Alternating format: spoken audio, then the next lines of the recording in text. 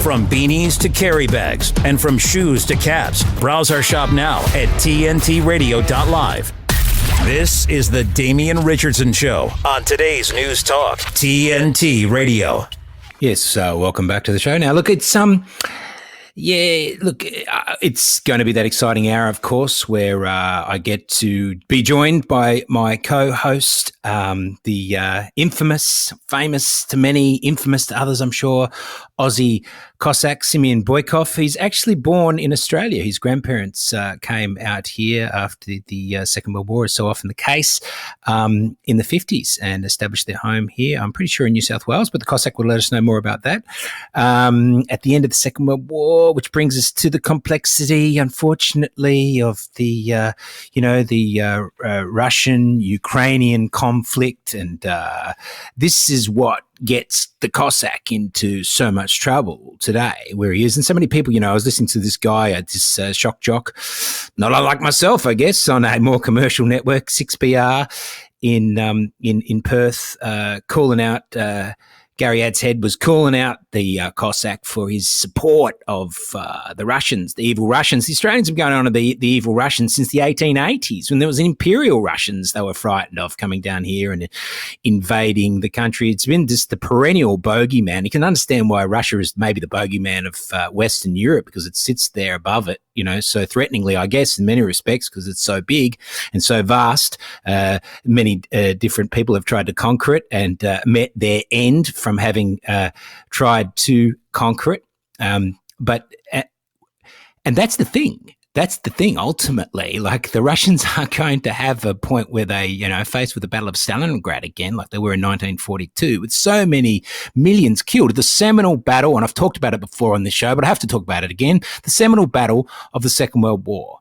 And so many lives wasted on both sides. And there's no way that what was then the Soviet Union, now Russia, obviously, or mainly Russia, was going to accept that possibility ever happening again. And it's satellite states like Ukraine, which, and this is the interesting history too, because the Ukrainians, in many respects, when, Hitler's 6th Division rolled through there, a lot of the Ukrainians welcome them as liberators from the Stalin's oppressive regime, and came out of the hills, and they couldn't join the Wehrmacht. They couldn't join the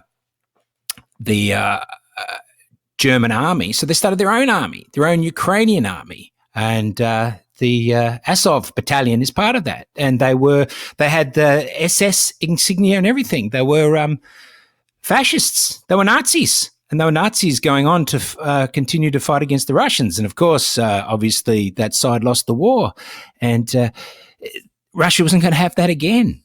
It wasn't going to have that again. And it's shown that time and time again. It did it in Grozny, where there was a movement against Putin's state, and Putin bombed Grozny to tomorrow, saying he wouldn't accept any counterinsurgencies within his country, and he's not going to have someone sitting on his borders, as the Americans rightly wouldn't have, the Russians sitting somewhere in Mexico. Arming the Mexicans, saying to the Mexicans, get over there. Let's annex a little bit of the US and see how they feel. It's a pretty simple equation, and I think there's been a lot of protocols set where Putin had accepted it. There's been a couple of different peace accords made at Minsk since the 2014 coup, where the then Ukrainian president, the duly elected Ukrainian president, was thrown out. There's been Minsk accords, 2 of them, Mark 1 and Mark 2. The Donbass, which is in eastern Ukraine, which a lot of the war is about, and Luhansk, both voted to become separate from Ukraine and be accepted into, Greater Russia. And Crimea also seceded to become part of Russia. And I think in many respects Putin would have felt he was playing by the order, and particularly it's his backyard. He's his backyard. But no, apparently it's a good idea for Ukraine to join NATO. That's not going to happen. Anyway, this Gary Adshead guy on 6PR, he's talking about the Cossack, and he's saying, well, why doesn't he just go to Russia? You know, we don't want him anyway. Let him go home. Well, it's not even home. His home's here. But let him go to Russia since he's such a fan of Putin. And, well, the Cossack was ready to go to Russia. He'd paid for a ticket. He had paid $6,500 for a flight to Russia, but he couldn't go because they'd taken his passport. And now he's at a point where he has lost faith in the Australian justice system. And they wanted to put him back inside. He spent 4 months, and I didn't know this until I talked to him today, he spent 4 months inside of maximum security prisons in New South Wales.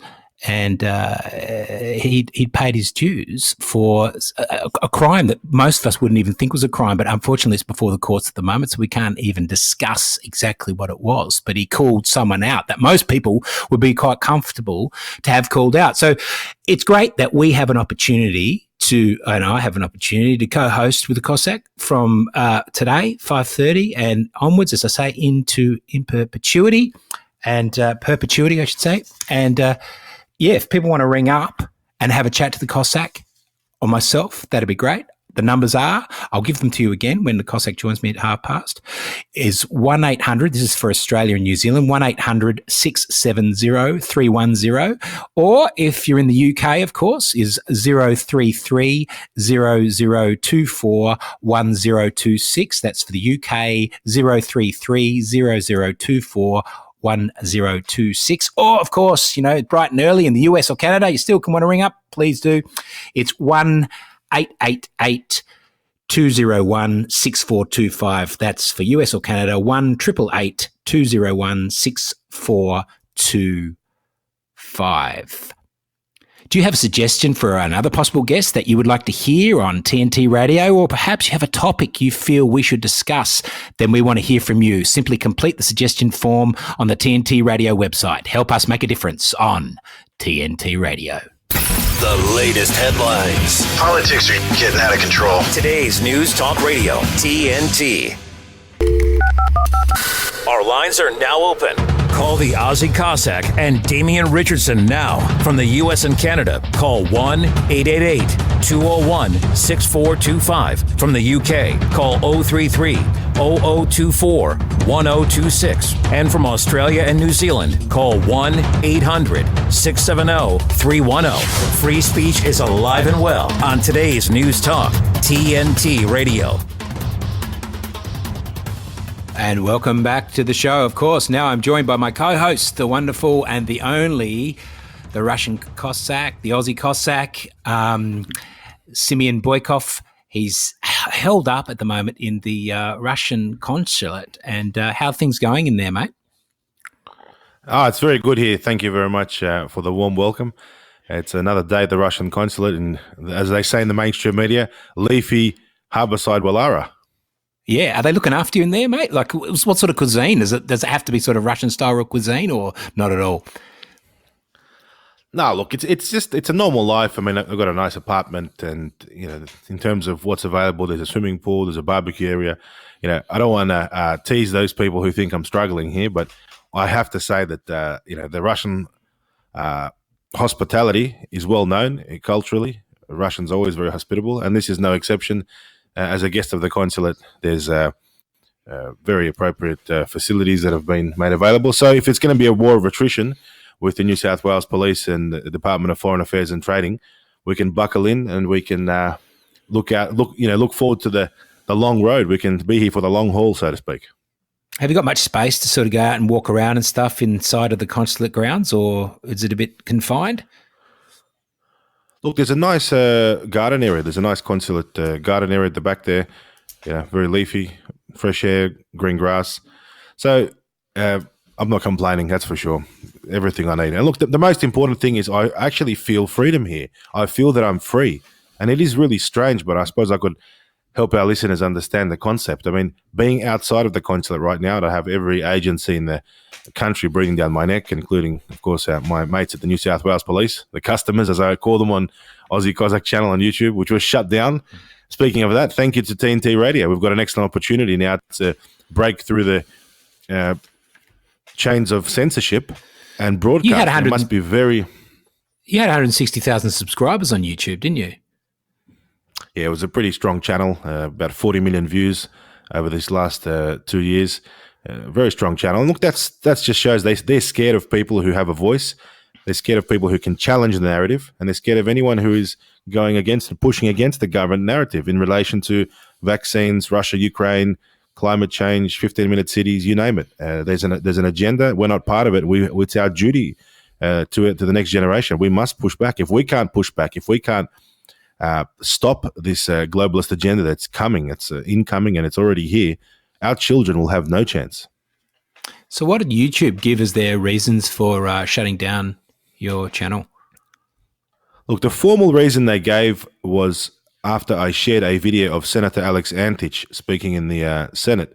He was doing a report on excess vaccine deaths and injuries and simply reading out statistics. Now, it's funny that they, of all things, they decided to torpedo the channel over that. But my point is that that's the Australian Senate. How can Google, YouTube, big corporation, big tech, how can they silence what the Australian Senate is talking about? There's a matter of public interest here. People have the right to hear what senators have to say. And, Senator Alex Antic, although he's from the Liberal Party, he's one of the few senators who's not afraid to speak up on vaccine injuries, on Russia, Ukraine, and a whole bunch of issues that the free people, the awake people in Australia, the freedom movement, you could say, are not afraid to comment on. So well done to him. And it's a shame that they've censored me because I gave that senator a platform. Bizarre. Yeah, well, they censored Donald Trump too, didn't they? So I mean, they're going to censor. Clearly, that's a warning to anybody. Well, that just goes to show that now more than ever we need TNT radio and these radio stations who can compete with the mainstream media. And the mainstream media, when 98% of it is in the hands of just a couple of people, and they're part of the problem. They are the virus, as they say. The mainstream media is the virus. If it wasn't for the mainstream media, the government, the police, the state governments and federal government would not be able to get away with what they've been doing for the last 3 years in this beautiful country. So it's a propaganda war that we find ourselves in, isn't it? It certainly is a propaganda war, an informational war. And if you look at the current conflict in Russia, Ukraine, although it's a very serious conflict on the ground, you've got 10 to 15,000 tanks either side have been destroyed. It's the most serious conflict since the Second World War. A major component of that war is information. And although Russia is very strong on the battlefield, in the Western world, overseas, abroad, outside of Russia, the American, pro-NATO powers, the lobby, they are very strong in informational war. They dominate, 95% of the spectrum. It doesn't make any sense, does it? Because you saw here, I don't know, you'd be aware in Melbourne a couple of weekends ago at the Let Women Speak, a rally organised by Posey Parker. There was like 20 neo-Nazis turned up doing the Sikh Isle, etc. And that was just like frowned upon. Almost every chamber in Australian parliaments now have made movements to ban the Roman salute.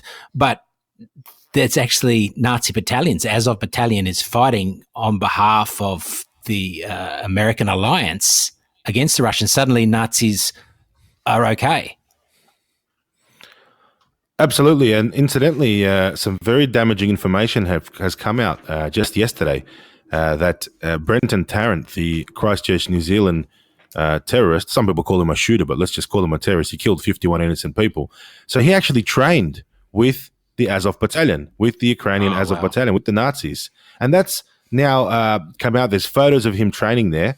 There's a Instagram profile, 88 Costa, Yurievich, and he was born in 1997 from Belaya Tserkov. He's wanted by Russian authorities. And they're members of this notorious Radko group, which is basically a unit called 88, in reference to that Nazi use of the number 88. Now, Brenton Tarrant is an Australian citizen who travelled to Ukraine, was trained by the Azov Battalion, returned to New Zealand and committed that atrocity, killing 51 innocent people. The Australian government, the New Zealand government, are actually supplying the Ukrainian military and funding them, giving them weapons, and these weapons are actually coming back into the hands of battalions like the Azov Battalion. When will the Australian government, the New Zealand government, actually man up and square up and admit that they're actually funding and arming Nazis? I mean, there was a lot of outrage about this terrible Christchurch shooting that occurred in New Zealand a few years back. And now that this link has been made, we want Jacinta to speak up. She's no longer the Prime Minister of New Zealand, but why doesn't Albanese, why doesn't Penny Wong address this? They won't, because it's inappropriate for their narrative. It goes against what they stand for. It's a very uncomfortable news. Yeah, it really is. It's really because Jacinta Ardern was always going on about extremism and the point of stamping out extremism. And it was always a nod and a wink to what Brenton Tarrant did in Christchurch. And this is humiliating for them. So the side that they're actually funding, the side they're hoping that Australia will send actually more military support to, is the side that actually trained Brenton Tarrant. Yeah, if you saw those tragic video images of what he was doing in Christchurch during that massacre, he actually had Ukrainian Nazi insignia on his vest, on his combat vest, and on his rifle. So he's not even hiding the link. I mean, the only person out there, or the group or structure that's hiding this link, is the Australian government, is the New Zealand government. They need to man up and stand up and admit that they are funding Nazis. They're supporting Nazis. And off the back of this, in the last 24 hours, I've come under a lot of attack by the Australian mainstream media. Front page news yesterday in the Sydney Morning Herald. Today, the Australian ran a hit piece, the Daily Mail. And I made an appeal to the Russian troops, in particular the Wagner group, to not kill or not shoot Australian mercenaries if they're captured. Right? And that's an appeal that came out, was widely shared in the Russian media. And the troops on the front line have heard about that. And why did I do that? Potentially, there could be room for a prisoner exchange. Right, I'm holed up in the consulate, and there's got to be a diplomatic solution for me to leave to Russia with free passage. Now, we've got the media in Australia saying that the Aussie Cossack is calling upon harm or any type of attack to be done against Australian citizens. Quite the opposite. I want to use this opportunity to say that was never the case. It was quite the opposite. I'm calling upon the Russian military to show some clemency and take these guys alive. I mean, these guys, like Brenton Tarrant, that go over there, these Nazis and far-right extremists, to train with or fight with Ukrainian Nazi battalions. They're imbeciles. They're mentally ill people. They should be given psychiatric help, and the Australian government has a problem on its hands, because all of these people that are fighting over there, just like Brenton Tarrant, they're going to come back to Australia one day. They might be killed while they're over there, but if they come back here, they're coming back to Australia. They've been radicalized, they've been trained, and how many potential Brenton Tarrants will we have potentially in Brisbane, in Sydney, in Melbourne, in Perth, in Adelaide, wandering around amongst us? We wouldn't even know. You wouldn't be any the wiser if you're living next door to one that was a Nazi. I'm just going to say the problem with Tarrant is they've already used his narrative. They've already used his narrative to buttress the idea that there's all these domestic terrorists, and to help ASIO's hand to come down on what is domestic terrorism. They can't afford to have leaks in this narrative. Well, actually, this guy is not necessarily as domestic as you think. He's actually trained with the Azov Battalion in the Ukraine by the people you're supporting. You're actually supporting domestic terrorism that they're so worried about, so concerned about. Well, absolutely. And it's funny you mentioned that. We all know that after September 11, Western intelligence agencies, government agencies received huge power and unprecedented legislative powers to fight terrorism, and also, most importantly, billions and billions of dollars. Now, they need, in a way, they need these examples to create public opinion on their side. People like Brenton Tarrant, like Man Monis, like others. And it appears that lately, they've been using my example as a person of pro-Russian views who's not afraid to speak up and be quite vocal and opinionated on that. They're trying to paint me with the whole Russian spy, Putin's man in Australia brush. Why? Because that gives them the ability to sit in front of the Senate estimates committees and parliamentary estimates committees for the 2024 budget and say, well, we have all these Russian spies around the place. Where? Name one. We've seen so much speculation in the news lately. Russian spies, Russian hives of spies, Russian election hacking, Russian missiles, Russian Medibank hackers. Have we had one person arrested? Has there actually been at least one confirmed spy? There was that poor woman, Maria Sologub, in Adelaide, working for the Marion City Council. Turned out she wasn't even charged with spying, but the Australian mainstream media accused her. Simply, they just cancelled her visa and she's held in immigration detention. So again, there are no Russian spies. Russia doesn't consider Australia to be strategically interesting enough to deploy some type of a special covert operation here. And, I as an Aussie, I'm born in Australia, I'm getting painted with that brush now because it's convenient for the narrative. That's how they'll get more powers, more money the next year. All the intelligence agencies in Australia, who are jumping on the budget bandwagon, getting billions of dollars to chase ghosts, to chase non-existent Russian spies. It is really a witch hunt. That's what it is. You're with the Aussie Cossack and Damien Richardson on the Talkback half hour. If you want to call us, call in on for Australia or New Zealand on 1-800-670-310, and you are listening to TNT Radio. It's bad in America under Democrats as our military is defanged, as our borders are wide open, as our streets are overrun by crime, as our once great institutions like the FBI have been hopelessly compromised and politicized. Seems the Democrats are winning. And that begs the question, where are the Republicans? We ask former White House Press Secretary Sean Spicer, coming up on the next Chris Salcedo Show on TNT Radio. When it comes to vaping, the truth can get clouded. So let's make it clear. Vaping is not safe for youth. Because vaping can put microscopic particles into your lungs. And dangerous things like metals into your body. And nicotine, which can harm a person's brain development through their mid-20s. With appealing flavors, high nicotine levels, and lots of promotion on social media. Many kids think vaping is harmless, but it's not. So talk to your kids about the risks of vaping. Because when you talk, they hear you. Learn more at underagedrinking.samhsa.gov. TNT Radio wants to hear from you.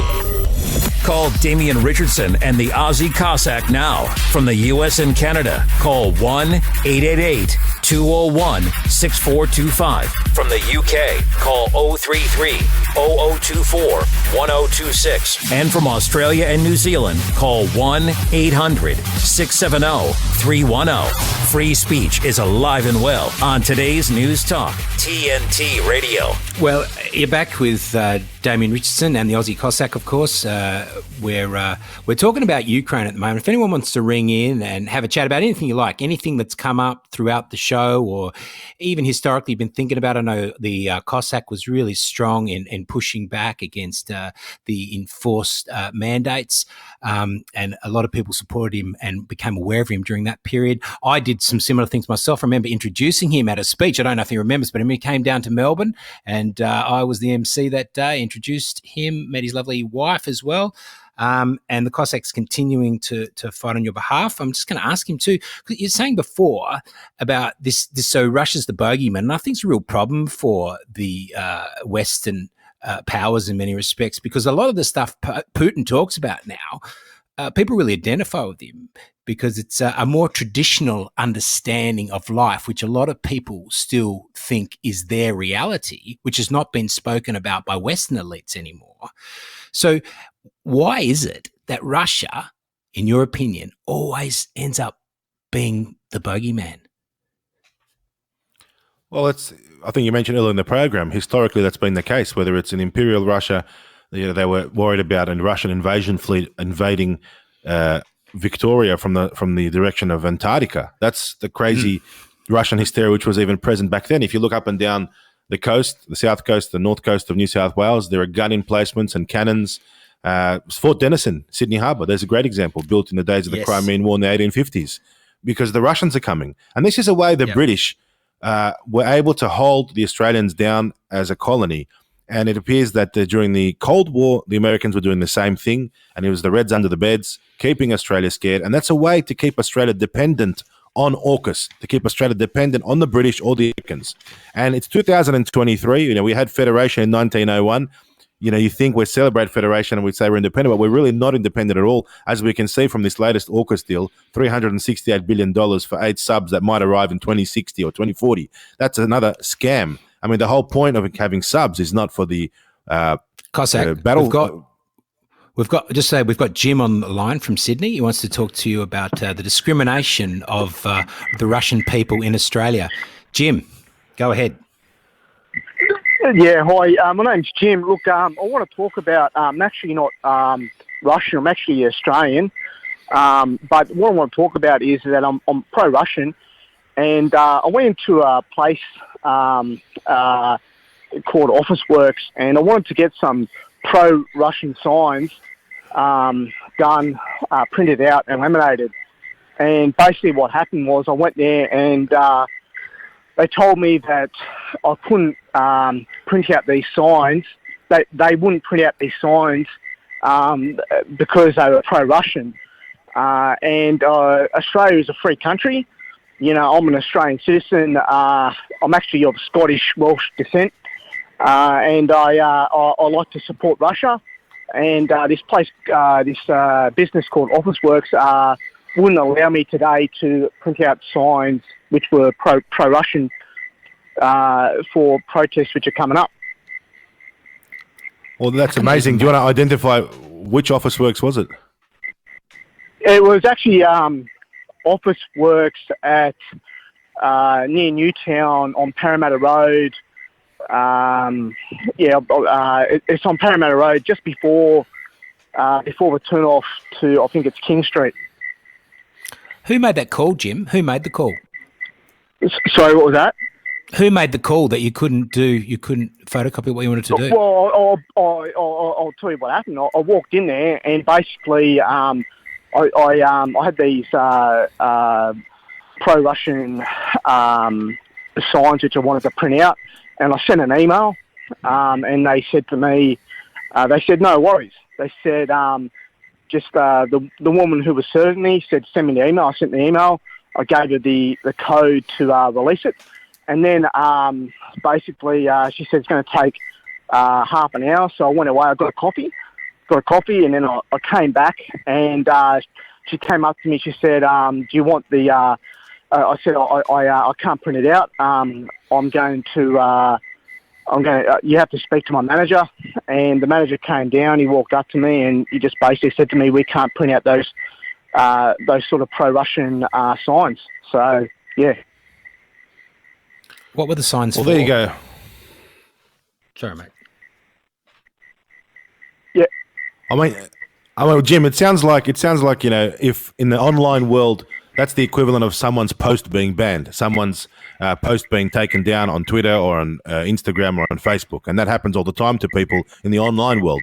If you write something that counters the narrative, that counters the anti-Russian hysteria narrative, there's a high chance you'll lose your platform. You'll be suspended. And that's an example, a very dark example of this happening in the actual world, where the virtual world overlaps with reality. And we've got people like yourself. I mean, you're an Australian. You're in here, but fifth, sixth generation by the sounds of it. You got nothing to do with Russia, no formal links.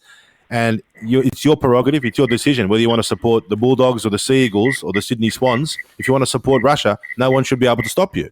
And the fact that Officeworks on Parramatta Road have stopped you from printing out some type of a pro-Russian sign, it's disgraceful. It's absolutely disgraceful. And it's probably illegal. There probably are some type of laws in Australia against discrimination.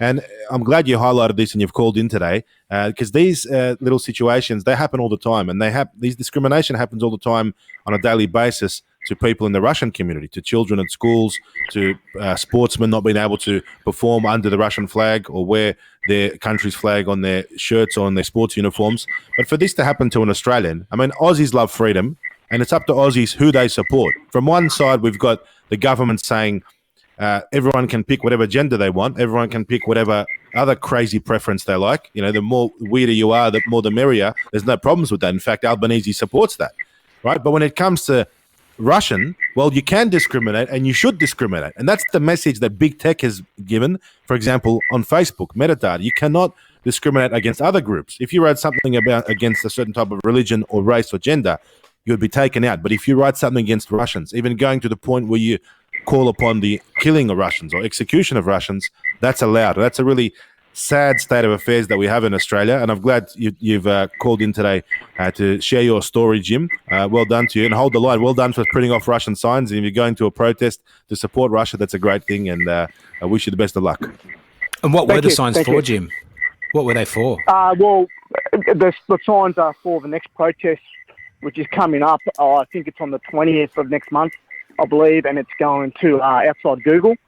You know, I had these signs, these pro-Russian signs. I wanted to get these printed off, and they basically stopped me. So this is at on Parramatta Road, Officeworks. I think it's Broadway, the Broadway Officeworks business. Yeah. Jim, thanks so much for joining us. We're going to take another call now. Thanks, Jim. And we're going to talk to Paul from Melbourne. He's on the line. He wants to talk about whether people are actually paying attention and buying this Russian spy nonsense. Paul, are you there, mate? Paul from Melbourne's been taken out by identifying disruptor, looks like. I think we found out the spies were true. The spies have actually taken him out. Cossack, I was going to ask you, I think there's something a wider issue going on here too, because you notice at the Australian Open tennis, right, in January, you weren't allowed to display a Russian Federation sign or flag or sign for that matter, but you also weren't allowed to celebrate Australia Day.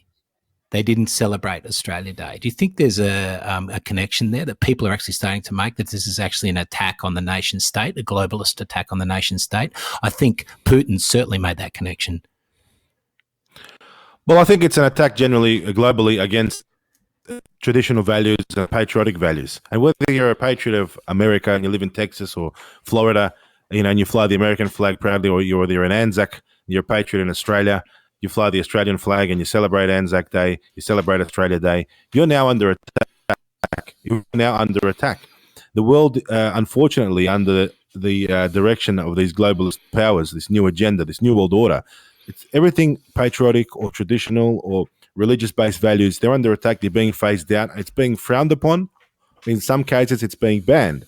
That is really unfortunate, and it's our job to fight back. As I mentioned earlier, if we can't do something about this now in our life, what chance would our kids have? Like, look at your children, look at your grandchildren.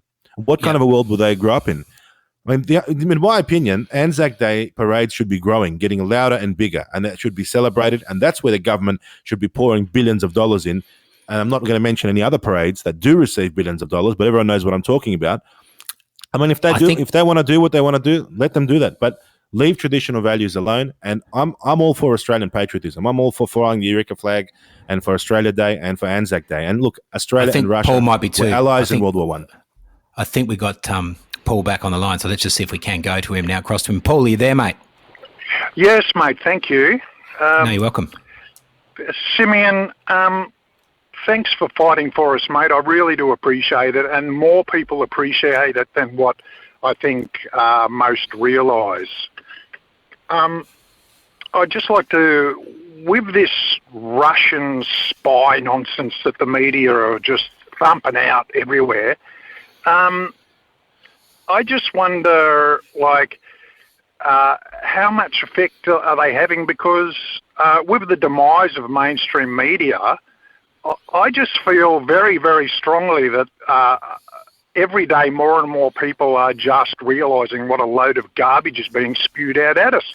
It's just nonsensical. What do you think? Look, I spoke to a BBC journalist just an hour before this program, and I asked her the same question. I said, how does it feel knowing that you can't broadcast the truth, that you must adhere to the narrative, and that all of the mainstream media outlets are on the same narrative, and they're pushing a narrative that's only approved by the government? I mean, it must be demoralising for those journalists out there. You should just turn your radio off in the background if you want, Paul. It must be demoralising for those journalists to be able to work as puppets. They're puppets, and that's where the rise of independent journalism, the rise of stations like TNT Radio, social media journalists. There's a whole generation of them that have come out of the lockdowns and come out of the mandates. When they push hard on us, we'll push back, and people out there in Australia are waking up, and more Australians get their news from social media, from independent radio stations like TNT, now than ever. Well, I totally agree, Simeon. I mean, down here in Melbourne,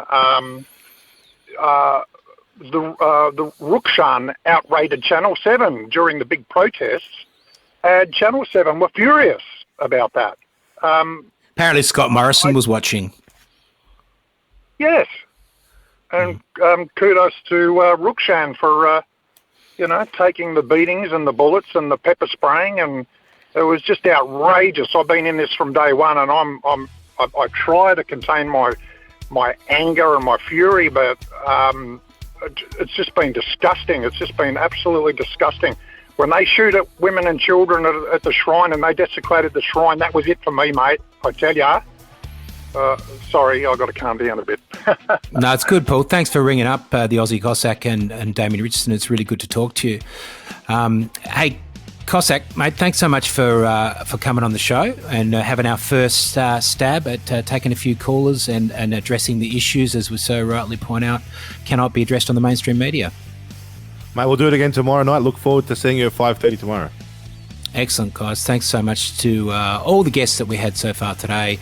And the cognitive dissonance of the mainstream media is something really to behold, but we're fighting back here at TNT Radio.